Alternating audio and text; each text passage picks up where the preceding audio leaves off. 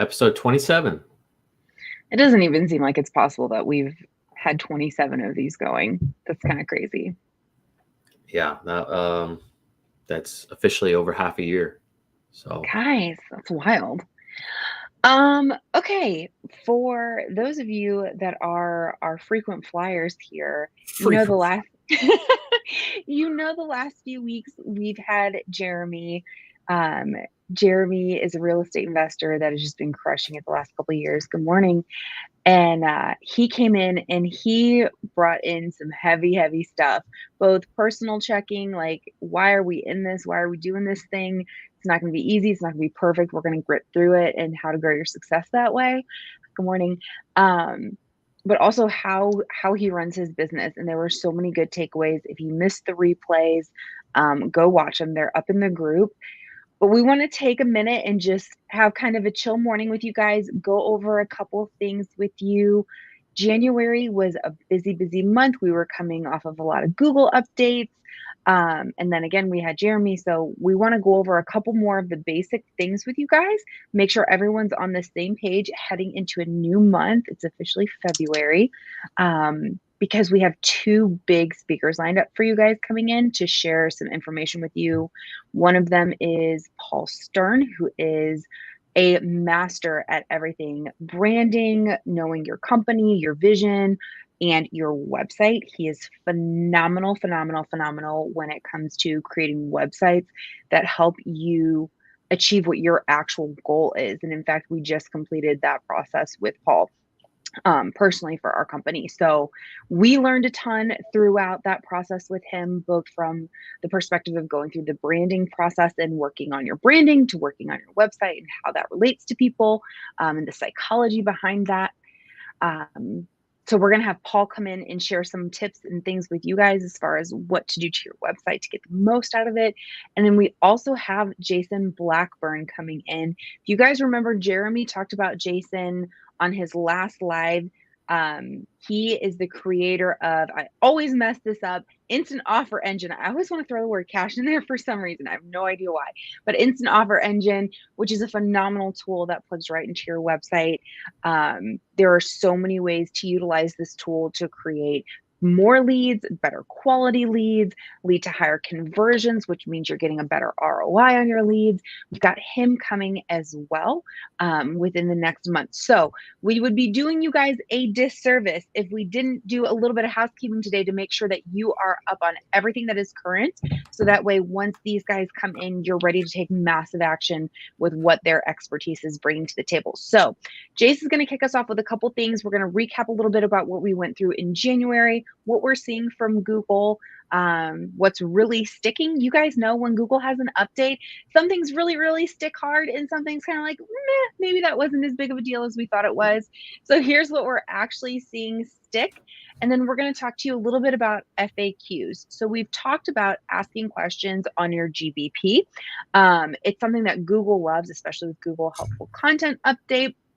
Obviously, we're wanting to see that content is being created to help people online find whatever it is they're looking for, but it's also something that's really critical on your website. So how do we do that well to both service prospects or leads, as well as servicing Google and keeping Google happy? So Jason, you want to give us a recap and then talk about those FAQ pages? Yeah. So let's see here. Yeah. So I just want to go over a few quick things that, like Danielle said, is moving the needle that we're seeing Google show as more important than others right now. And the first thing that I want to talk about is something we've talked about quite a bit, and that's the helpful content update that started rolling out last year. And they've had, I don't know, 2 or 3 versions of it now. The last one that started in December, they say it got done rolling out January 12th, I believe it was. It was like a 38-day rollout. And I personally think it might still be rolling out because I'm still seeing some sites not affected by it. Some sites are affected by it. So I don't know. It's kind of hard to say. There's a lot of factors with everybody's website, right? But that helpful content update, mainly for you guys that are running carrot sites that have a lot of those carrot blogs. And it might not even be a carrot site. It could be a different site, and you just have a lot of redundant blog posts on the website that constantly repeat the same thing. They almost all have the same URL structure. They're going over the same keyword set constantly. Those are not helpful. Okay, they're not helpful to people. They're not helpful to search engines, and that's why Google is de-indexing them. That's why we've had multiple posts in the group about getting rid of them, cleaning them up, modifying them, deleting them altogether, whatever it might be. So there's lots of ways to do it. You can hop in the group, you can do a search for it, and you can find out what's going on. Or you can just DM me if you have a personal question about it. People message us all the time with questions. So you can always do that, of course. Okay. But getting those blogs off your carrot site is super important. It's honestly easier. It's a lot easier to delete them, especially if they're crawled and not indexed, than cleaning them up. Okay. There's way better uses of your time. Okay. People are not reading those blog posts. You do not need blog posts. Let me repeat that again. You do not need blog posts to rank locally. Okay. So if you don't need them, why waste your time on them? Okay. Do other stuff. Do social posting. Do other stuff that's with your business. Make a YouTube video that will have far more reach than those carrot blog posts or modifying those posts. Okay. Let's see what else we have. I think that's all we have about the helpful content part of it. Like I said, if you have specific questions about it, make a post in the group. There's probably a post every single day about those blog posts. Or you can, like I said, you can private message us, of course. Okay. The other thing that we're seeing that is super important is something that we talked about earlier this year, and that is authorship. Okay. That is not going away, guys. That is not getting swept under the rug. That is only going to get bigger. Okay. And that kind of ties in with the helpful content update, because remember, they're trying to attribute that content to an expert. Okay. Not a nobody. They want an expert, someone that has expertise and experience doing the actual thing that they're writing about. Okay. And if you can present yourself as an expert on your website, that you are the solution, you're going to have way better results. Okay. And a lot of that is tied in. Remember, we talked about filling out your LinkedIn. Okay. Making your LinkedIn profile like filled out completely with all of your stuff, getting recommendations. There's actually new reviews on there. You can actually make a service page and get reviews on there now. There's a lot of new stuff on LinkedIn, which is pretty cool because it seems like they haven't updated anything in a while. But filling out your LinkedIn profile completely and fully, okay? Doing your YouTube account, okay? Making videos is a huge authorship signal, okay? And then also your link tree. All right. Remember, we had a whole live about doing your link tree accounts. Okay. So putting in all of your personal accounts. So that's your social, like your personal Facebook, your Twitter, your Facebook, your Twitter, your Pinterest, your LinkedIn, all your main socials, tying them all together in your link tree. Okay. And then also having a link tree for your business profile, and then tying those together. We have a whole live about that. And you can go back and watch our lives. And I have my examples in there as well. You can go and look at my examples and you can make your own based on that. A lot of people posted theirs as well. So you can get ideas on how to do that. And I'll probably, after this live, I'll put the links to those posts here in the comments so you can find them easier. Okay. But authorship is just becoming more and more important. Okay. It's something you really do have to take seriously. It's not something that is going away, especially with all the AI content that is out there right now. Google and search engines don't necessarily like the AI content. A good example of that, which I didn't plan on talking about this, is I forget the name of the website, but there's some huge giant news sites out there right now, and I'll put a link in the description after this as well. But there's huge giant news sites out there that are playing around with AI content, and they're telling you that it's AI content. Like the post is 2,000 words of AI content. Okay. But then at the top, they say this, that they're announcing it. It says this is AI content, but it is being edited by this guy and this guy and this guy, you know? So Google is deeming it perfectly fine. They even made a statement about how this is perfectly fine because, yes, it is AI content, but this guy, and this guy who are experts, who have experience, they have expertise in this subject, they have edited the content, so it is fine.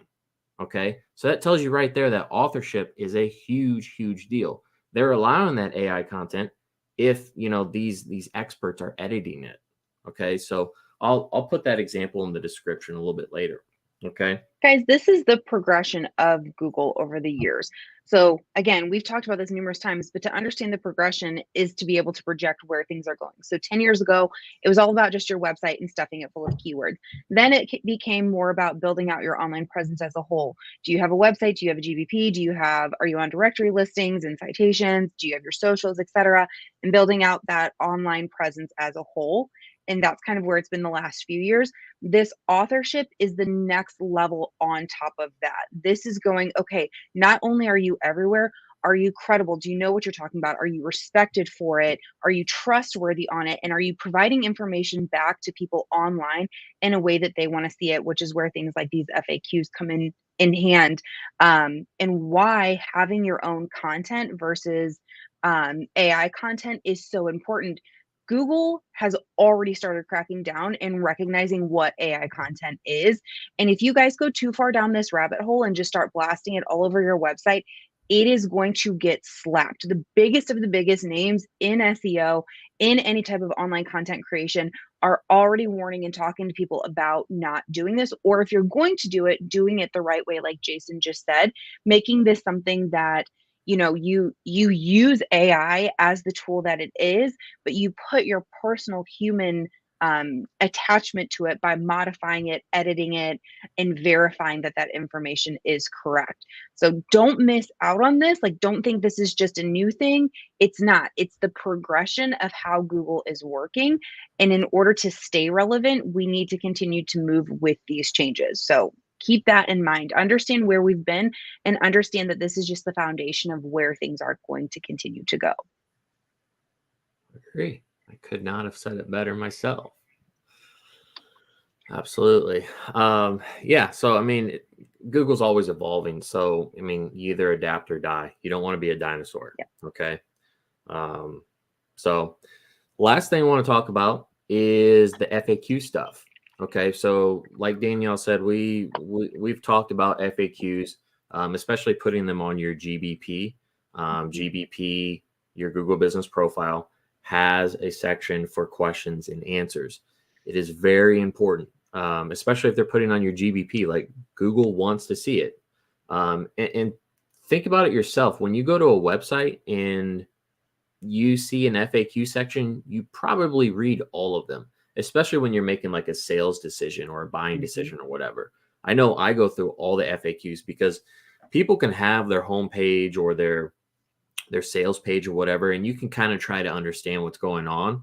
But a lot of times it's very difficult for you to answer all the questions in a natural way, just in the context of a page. But if you have the FAQ section, you can just straight up ask a question and answer it. Question, answer, question, answer. All the common things that people ask. And it's very important. That's what people want. So Google is rewarding it. Okay. And I do have a couple examples of that, because whatever questions you have on your GBP, you also want to have them on your website. And that's also another tip. I don't know if we've ever talked about, but your GBP should match your website. Like, they should have very similar content because they are one and the same, right? So if you have the same questions on your GBP that you do on your website, Google's going to make that connection even more. All right. So let me show a couple examples, and these are actually Carrot sites here. Okay, and also let me put in, because you guys can go to these as well. But these are Carrot sites that I just randomly found, and I really, really like them. Okay, and this is housebuyernetwork.com/FAQ, and basically this is just their list of FAQ questions. They kind of went over the top on how they structured this. It's very awesome. Let me blow this up a little bit. So basically, they got your FAQs. They have the phone number at the top, and they just have all the FAQs right here. And these are link jumps down to where the question is answered. So you click on them and it jumps you right on down, but you have question and answer, question and answer, question and answer, and internal links back to where you're wanting to go. Like you want to submit a form, okay, go here. I'm gonna hit you right there for 1 second. We talk about internal linking structure a lot, and I know from an SEO perspective on the agency side, we understand it, but can you explain what that is to them and why it's not only helpful for the consumer to navigate within your site and to keep them within your site, but what the SEO power is for that internal linking structure? Yeah, I mean, there's different ways that you can look at it, because internal linking structure can not only pass power, like if you have a link on your homepage over to your city pages, it can pass all that power from the homepage over to your city page. And that means you need less links to your city page to rank it, because that power is moving from your homepage to your city page. So there's that aspect of it. But the other main aspect is just to simply help users. Okay. Because that's what this is all about, helping the user find the information that they are looking for. So like this example right here, he's asking, am I locked into using your service when I submit your form? No obligations, and you can fill out the form right here. Okay, so it takes you directly to it. This also helps search engines crawling your website. Okay, remember, we gave that example of like a water flow, and like water's flowing to a site. Okay, and if you have internal links, it can travel to and from all your different pages. It's like a spider crawling around. If it doesn't have a door, think of this like a door. This is a door to this page. All right, then it can't go anywhere. It gets stuck, right? So you're not only helping users, you're helping search engines, and it helps all together. You got to have internal linking going on. Does that answer your question? Yeah, that was awesome. Okay, perfect. So yeah, like I said, you can just keep going down here, seeing all the questions and answers. They go over the top and even give examples of how they're making their offers here with little pop-out boxes, which is beautiful and easy. They even put the form directly in the FAQs. All right. But very, very simple to do. And it just helps tremendously. Okay. Now you can not only have this on the FAQ page, but you could also put like maybe a few of the most popular questions like on your city pages themselves as well. Because a lot of people on your city pages, you're needing more content. You're needing to, have more entities on the page and whatnot. And there's no better way to do that and in an easy way than just answering questions on there. Okay. Another example here this is just another random one I found. This is tiffanypropertyinvest.com/FAQ. And it's basically the same thing, just in a little bit of a different format. They put the table of contents in a box here. And then just questions and answers, right? Basically the same thing, but very beautiful. And it really, really helps. Search engines love it. Google loves it. People love it. I highly recommend filling out your FAQ page fully, okay? Because I think a stock FAQ page on Carrot has maybe 3 or 4 questions on it. I would change those questions, rewrite them at least if they are a good question, and just list out all of your questions, your common questions that you get. Go back through your notes that you've had with sellers and stuff. Go through, find those different questions and answer them on here. because it's going to help people out. And this is Hey, just Hayden. a big important thing. Yeah. So One of the biggest things about this, I know we're doing a lot of this talk is to help with the Google Helpful Content Update. We're feeding information to Google the way that Google wants to receive it and the way that they see it valuable to others. But think about it from a lead conversion perspective. A lot of people that are looking for an opportunity to sell their property, they're doing it because they're in a state of distress or panic, or something's going on, something is overwhelming them, and they're needing to make this decision. And it's a big financial decision for a lot of folks too. Um, the more you can do to make them feel secure in knowing what comes next, the better chance you have of converting that lead to a deal. I've said this a million times. Nobody wants to look stupid. Nobody wants to talk to an investor, especially someone who, presents very affluent, or knows what they're doing, or knows how to manipulate the system or whatever. Nobody wants to feel stupid going into that conversation. They don't want to feel like they could be taken advantage of. They don't want to feel like they're less than. They don't want to be made to be like, oh, you're so stupid. You need to sell this house because whatever. Or you don't understand this process. How do you not understand how to sell a house? The more you can do to make them understand the process, the more confident and comfortable they're going to feel in reaching out to you because they feel prepared to have the conversation. So when you're going through your FAQs, put on your kind of thinking cap in their shoes. If you were a person that was in distress, going through a divorce, overwhelmed by life, etc., what would you want to know before picking up a phone and calling someone to possibly buy your home? Or if you just inherited a property because your parent passed away, what would you want to know? Don't worry about it being overly fluffed and just overwritten. Talk to them like they're people. Make them feel comfortable that this is a process, it's understandable, you can make it easy, you are the solution to their problem. And once they're done with their FAQs page, they know enough to feel comfortable and confident having a conversation with you guys. That's what the FAQ page should do. In turn, Google is going to also love that content, and it's going to help rank your site. yeah, absolutely. Yeah. And one thing that these examples did not even do is, I think the first one that all they mentioned on one of them is they have a question about foreclosure. Like an easy one to do is put a question about every situation. Like, Mm-hmm. do you buy houses that are stuck in probate? Um, can you help me if I need to relocate for my job in a week?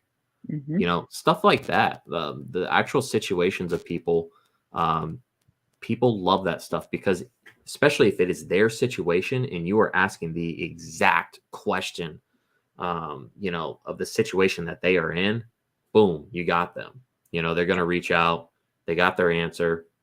They're going to call you. They're going to ask for more information or whatever.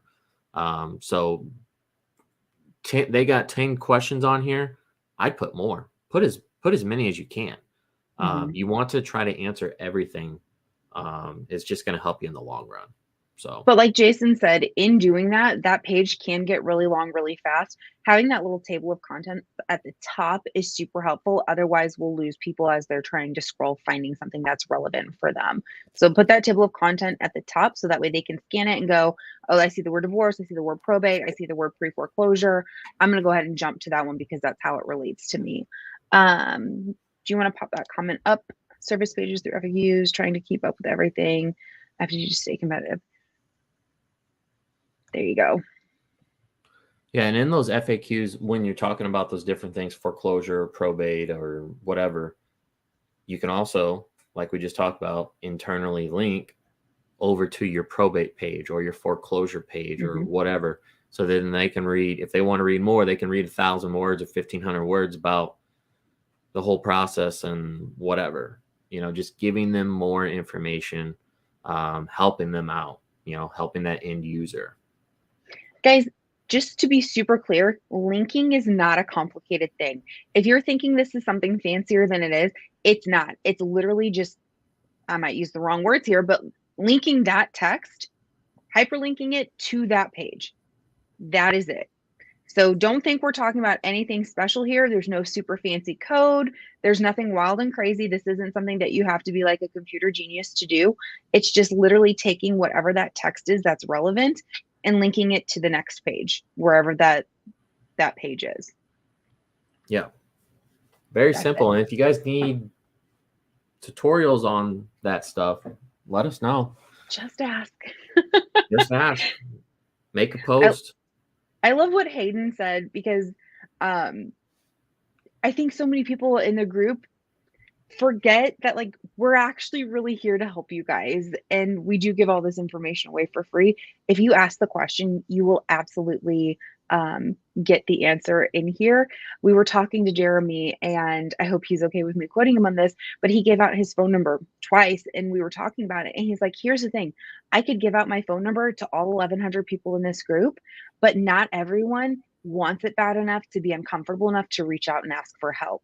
So if you are serious about getting better even this much each week, each month, every whatever it is, just reach out and ask the questions. You have no excuses except, and I'm guilty of this, guys, it's checking our own egos to admit, hey, I don't know how to do this. It sounds like the most basic thing, and I feel like a goofball because I don't know how to do it. But the faster we can get our egos in check and say, yep, I don't know, help me out. I do this all the time with him. He is definitely more, it's blatantly clear, he is more the tech side of our operations, and I'm all of the logistics and processes. So there are so many times I have to say, hey, I don't quite fully understand the internal structure of how this is working, explain it to me. So I may feel stupid for 5 minutes, but I'm able to make better decisions for our business. The same for you guys. If something as silly as internal linking structure, you're like, God, that sounds complicated. It's not. Just ask the question, make better decisions, spend 5-10 minutes putting a couple internal links in your website. It's literally just hyperlinking your text and see what it does for you. It's literally these little micro things that we teach every single week add up to ranking. And I'm going to use Trudy as an example. I've talked about her so many times in here. Trudy doesn't have a formal background in digital marketing. She doesn't have a formal background in real estate investing. She got started in our group right around the time I think she was becoming a real estate investor and getting things started. And she ranked her website on the first page of Google within that year simply by doing these little action items every single week, which is mind blowing. But it's being able to ask questions to get through whatever it is you don't know. So please, please, please ask those questions. We love getting to film videos for you guys, the tutorials, how to's, whatever it is. Do not think it's too small, because I guarantee if you're thinking it, there are dozens of other folks in this group that are thinking it too. Yeah, it's very true. Like I am a huge advocate and fan of Facebook groups. Just simply because of the knowledge that you can gain. Like every little thing in life that I am passionate about or semi-passionate about or want to learn about, I'm in a Facebook group for that. It's crazy. Like there's a group for everything, and there's way more people in there that you might think too on certain subjects. You know, there's always people out there that love the same thing you love, and just getting in there, reading post, can help you tremendously. But once you start asking questions and getting answers, I mean, nobody cares if you don't know the answer to it. Like, just ask it. Yeah. Or, you know, you can also search the past post, because there might be a post about it already, and then you can go find the answer to that. But just asking your questions, putting yourself out there, you're going to get answers and you're going to move forward. Or if you're impatient like me, I give all of you permission. If I'm in a Facebook group and I'm looking for information, I don't go back and search. I will just ask the question. Feel free to ask the question, and don't worry if someone else has already asked it. Someone may have asked it a year ago. You don't have to go search for that. Just ask it again. We will absolutely answer you. If you want to, that's totally fine. But we are here. Don't feel like you have to. You're never going to get slapped with, we answered that 12 months ago on the post of February, blah, blah. Like, no BS here, guys. Just ask what you need and we will get it to you as quickly and as best as we can. I hate that, by the way. What? In other groups, if a question gets asked, they're like, oh, we talked about that on the live. You just need to be on the lives. I'm like, get out of here. Like, if we've talked about it on a live, I'll go link you to it or re-answer or whatever. I'm not just going to leave you hanging. Yeah, that's pretty rude. I hate that too. I know.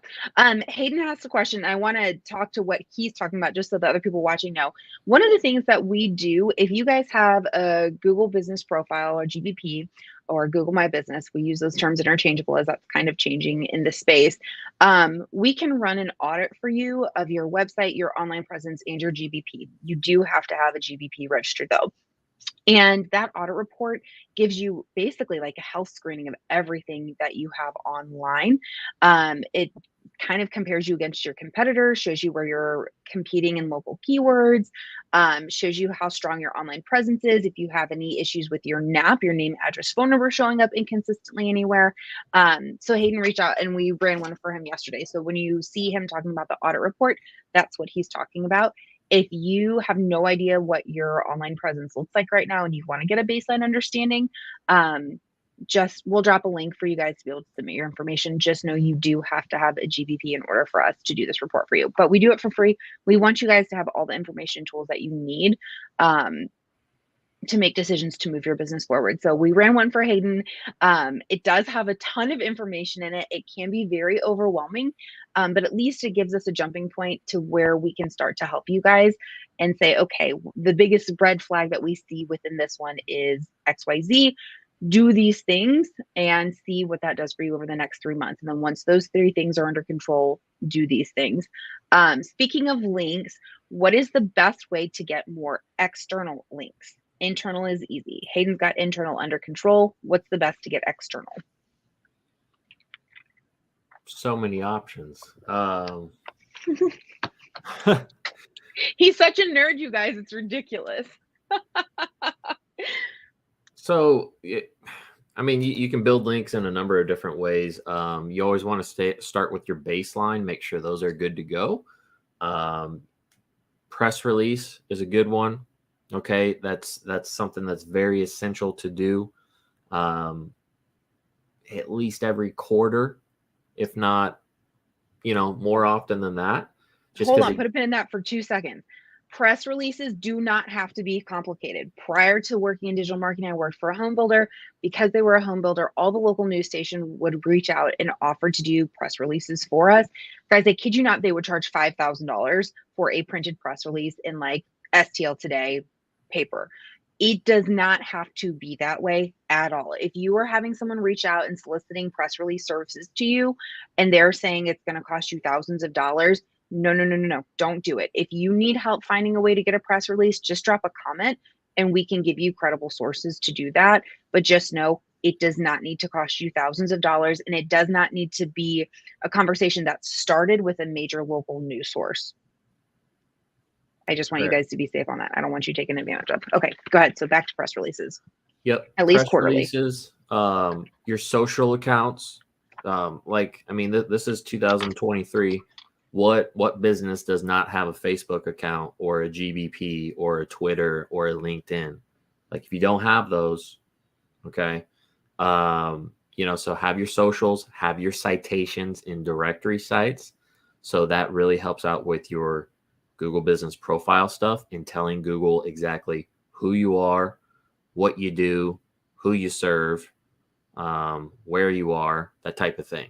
Okay, so that would be your big directories like Yelp and Manta and Yahoo and Bing. GBP is one as well.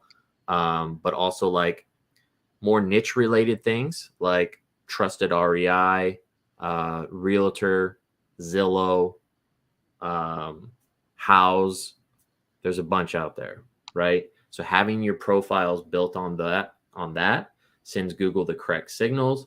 There's also geo citations that you can get, which are very important if you can find them. They're probably the most difficult, depending on what city you live in. If you live in a bigger city like Dallas or Miami or something, you might find a few more, but that would be just like local directory type things, local newspapers if possible, local press releases. That can help out quite a bit. There's a whole other side of things as far as like, you can build links using Haro or Turkle, where that's just basically answering questions that publishers are trying to make a blog post and they're trying to get data and questions for it. or answers for it. So they're asking questions and you answer them. It can be a little time consuming, but you can get some big links on it. You can trade links with other people. There's a lot of ways that you can do it. If you guys want us, I know we've talked about Harlow and Turkle a lot. If you want to better understand that, we can do a live on it. It's very specific. It's probably for more, it's that middle between like beyond just getting started in real estate investing, but before you're really huge scaled and completely outsourcing everything, unless you have someone on your team dedicated to marketing that can answer those questions. But it is a huge, powerful tool. Jason has dug into it really, really deep over the past year and has been featured on some really, really big platforms, which is awesome for building that authorship, for getting those backlinks to your site. But you just need to know how to use it and how to do it well in order to make it successful. That way you get the most out of your time spent answering those questions. Hayden also asked, what's the easiest way to find broken links? Without clicking on all of them? So there's definitely tools out there that you can do that. I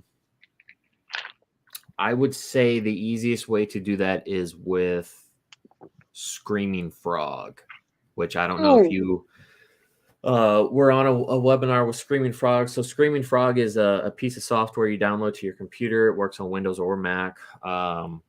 You can crawl up to 500 URLs for free on your website. So if you have more than that, I don't know. Talk to me. Why don't you show them what Screaming Frog looks like? Do you have a second to pull that up? The reason I say that is because it is a little bit more technical at first to get started when you're looking at Screaming Frog. And I only say that because I had a little bit of a learning curve. So I don't want you guys to get stuck going out trying to find Screaming Frog. And then you go, forget this, I'm not even going to do it. And you don't get the help that you need on it. So Jace, if you can show them at least what it looks like so they know when they're getting to the right spot. And then if they get stuck, we can help them through it.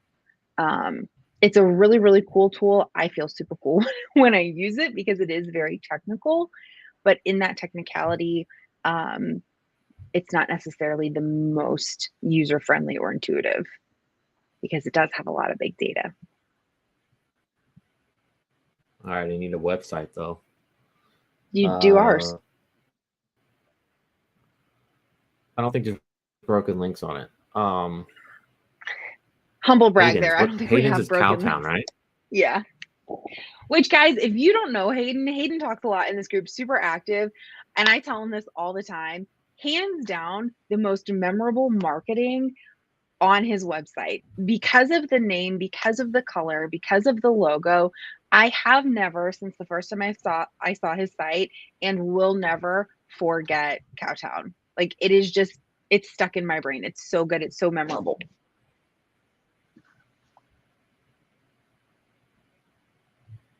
It's taking its sweet time. I'll let you know. Yeah, it takes a second. So anyways, tell them about Screaming Frog and how they can do it. So it's something you actually have to download. So Screaming Frog is, I'll put a link in the description, but Screaming Frog, it's screamingfrog.co.uk. And then you want to go over to the SEO Spider. I think the pricing on it's like $100, but it's free for up to the first 500 URLs. Basically, it's just a spider that crawls your website and gives you a whole lot of data back about all the pages, the titles, the descriptions, the H1s, this, that, and another thing, and it can find those broken links, I believe. So he said, disregard all the broken links I have, though. Broken links happen all the time. It's not necessarily from anything negligent. Things change, pages change, you update your site, things get moved, the site updates. There are a million reasons that broken links happen. The best thing you can do is to now ask the question and then figure out where they are and then how to fix them. So it's just nature of the beast when it comes to a website. Everyone will have broken links at some point in time. It happens. So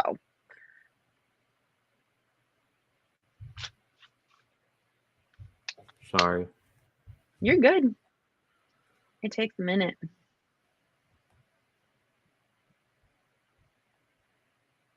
And like Jay said, if this is something that you're like, I don't even know where to begin with downloading this and doing all these things, we can certainly help you guys.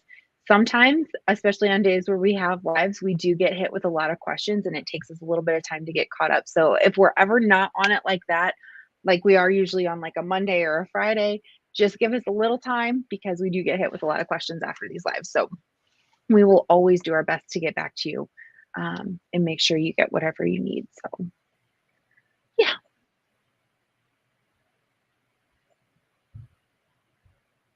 I think the reason they call it Screaming Frog is because when you're running it, your computer literally screams. It can, yeah. It definitely can. You can hear it just spinning. Okay. One second. So Hayden, you can use this program because you do not have more than 500 URLs, which is good. Well, I'm not. Let me pull it up here. Okay, and can we get rid of that comment there? Yeah. There we go. All right. Unfortunately, I can't blow this up though, so I can't zoom in. So hopefully you can see it. I don't know if can you see it, Danny? No, it's pretty blurred. I mean, I can see the columns and everything, so I would just explain what the columns are. So that way, if someone does download it, they at least know where to go. Yeah. What I'll try to do is make a video on this because I know other people have asked about it before in the past. But basically, what we've done is we've crawled your website. Here are all your URLs that are on the website itself. It tells you a whole bunch of things like if they're indexable or non-indexable, things like that. Sometimes if you've recently deleted pages, you will still see that they are on here, but eventually they get cleaned out. But to find specifically what you're talking about, you would go to response codes because we're looking for 404 response codes, which means it is a broken link, right? So if we go to response codes and there's more than one response code, like this thing is crazy. We're looking for client error 4XX, which means like the 404 errors, right? Basically, if we click on this, we are seeing that, and these pages say that they're not found. So I don't know if you recently deleted them. I'd have to dig into this real quick. But basically, it's saying like there's a hyperlink that is existing on this page that is linking to this page that is creating a 404 error, right? So it's basically saying this page is linked to this page, and it's even showing you the anchor text, which says the anchor text is S. So I don't know if that's a mistake or what. It could be something like that, but that's how you do it with Screaming Frog. I'll have to make a video so I can zoom in and I can show you guys in high def because we just can't do this on the live. But that's how you do it with Screaming Frog. And maybe I should have some more tutorials about how to do this stuff. So if you guys want it, we'll make it for you. We just don't want to over nerd and make it irrelevant. So if you want it and it's helpful, go ahead and do that. Hayden, I know you were going to look over that audit. Email me whatever questions you have, or we can schedule that call for you. And then we can also get you a clear video of Screaming Frog. That, because it is software that you download to your computer, it's not like it's actually on a web browser page. We can't zoom in to make it clear, I guess, which that just happens. But if we do it on a Loom or something for you, we can zoom in and kind of hyper focus on those sections. So, Hayden, you asked if it is a good thing or a bad thing, and I don't remember what we were talking about when you asked if it was a good thing or a bad thing. So if you're there and you can tell me again, that would be awesome. We can answer your question. And someone said would be helpful. Yes, perfect. If he's referring to the broken links, then no, it's not a good thing. Yeah. Yeah. I mean, it's not going to like destroy your website or tank it or whatever. Hmm. Um, but it's not good for the user, and people are going to bounce off your site faster if you have Yeah. broken links. But he just said the number of links. So you're talking about Oh, the that you number. had under 500? Is that what he was Oh talking about? no, that's perfectly fine. That doesn't matter. It just means the Jason said I have fewer than. So the links are basically the number of pages on your site. Every page on your site is a link. It has its own URL structure. Most people who are in one specific market typically have under 500, unless they have a crazy amount of like really specific pages, or I guess probably a lot of blog posts, maybe if they all had different URLs, things like that, then you would hit over Right. that 500. Or if you're in multi markets on one website, that's when we usually see you going over 500. But no, for someone in one market, under 500 makes a lot of sense. Yeah. Go ahead. Yeah, Hayden, we're not talking about backlinks pointing to your website, okay? Because obviously you want more backlinks pointing to your website. This is your website and all the internal links, not internal links, but all the URLs that make up your website. So every page is a URL, every blog post is a URL. Hmm. Every image that you have on your website has its own URL, right? So that's what it's talking about. I shouldn't have said the word links. I should say you can crawl up to 500 URLs on your website, Yeah. because those are slightly different things. But no, it's not a bad thing if you have fewer than 500. A lot of websites, a lot of local websites have far less than that. So that's perfectly Right. fine. Yeah. One thing you don't want is you don't want to have a bunch of pages on your website just for the sake of having pages, because you're going to have irrelevant content. You're going to have stuff that's not engaged with, and it's not going to help the user experience at all. So don't get fixated on, I just need a bunch of pages on my site for smiles and wiggles. Definitely don't. Just make Correct. sure the pages that are there are working and that they're helpful to the consumer and providing relevant information. Yeah. Lean and mean can be way better than a bloated website.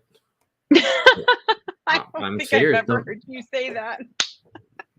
Lean and mean Lean and websites, mean. they can be bad, man. Like good, Hmm. good, bad.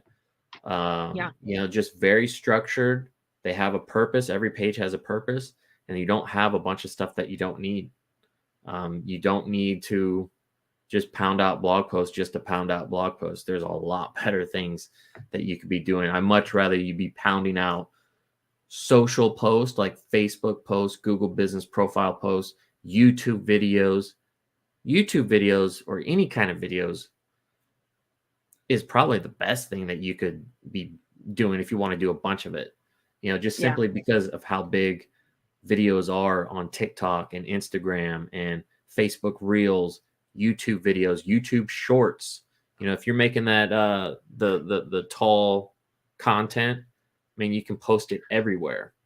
Tall content means you're using your phone and you're holding it up like this. Stop using so Correct. much jargon. Tall, short content, less than 60 seconds. Can you Yes. answer an FAQ in less than 60 seconds? I bet you can. Make a video about Guys, okay, we're really digressing from where we started on this. it. But if there is something that real estate investors have such a leg up on, it's the ability to easily create video content, because you can literally be walking through anything. You could be driving through a neighborhood, like what do they call it, driving for dollars. If you're out just scoping property, say, answer a question like, okay, I'm driving around, I'm looking for houses that haven't had the grass cut in forever because XYZ has happened. Here's how I help people in these types of situations. Make a quick video about it. Here are 3 tips if you're a landlord that's stuck with a crappy tenant and you're wanting to get out of it. Get a cash offer, do this, blah, blah, blah. Showing your projects, showing your flips, showing a house that you're considering making a cash offer on. Obviously, be careful if it's someone who's currently living in there, like you don't want to, whatever with personal stuff, but show what you're walking, show what you're looking at, show how you create solutions for these people.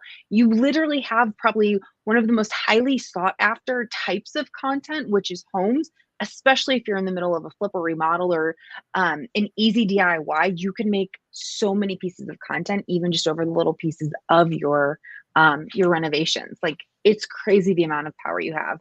I think it's almost so much that it's overwhelming to decide, oh, I could just do a 15-second video showing the floor before and after. Easy peasy though. You could totally do this. And that content, especially like Jason was saying on YouTube, because YouTube is now and has been considered a search engine versus some form of social media. It has search engine power versus social media power, which is really, really impactful when it comes to your SEO. I digress. Make content. You guys have huge opportunity to make killer, highly engageable content. Right. Which reminds me that we also need to make a video on YouTube SEO, on how to set up your YouTube channel correctly, set up the settings, set up the links, the videos, all that goes in with it. So, okay. All right. It is 9 o'clock on the dot. That took way longer than we thought. I see 8:59. Wrap it up. They've had enough of us for this morning. Hayden, we'll reach out. Josh, I think we were also talking about press releases. Anyone else that has questions over any of this, drop a comment. We'll get in touch with you guys and go from there. Sounds good, guys. Thank you. Appreciate your time. See ya. Bye.